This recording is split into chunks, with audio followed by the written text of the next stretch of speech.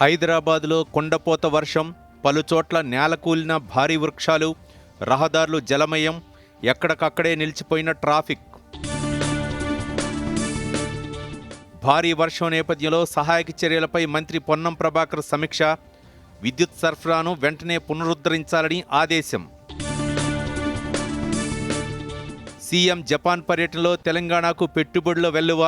10,500 కోట్లతో AI data centre, 562 కోట్లతో రుద్రారంలో తొషిబా పరిశ్రమ. ముఖ్యమంత్రి సమక్షంలో కుదిరిన ఒప్పందాలు. కాంగ్రెస్ హయాంలోనే national Herald case నమోదైందన్న Bandi Sanjay. 2011లోనే Sonia, Rahul bail పొందారని గుర్తు చేసిన కేంద్ర మంత్రి. భూభారతిపై రెవెన్యూ సదస్సులు. త్వరలో భూభారతి టోల్ ఫ్రీ నంబర్ను తీసుకొస్తామన్న మంత్రి పొంగులేటి. అబాదీ ఇళ్లకు కూడా డాక్యుమెంట్లు ఇస్తామని వెల్లడి. బెంగళూరులోనూ జోరుగా కురుస్తున్న వర్షం. ఆర్సీబీ పంజాబ్ మ్యాచ్కు వరుణుడి అంతరాయం.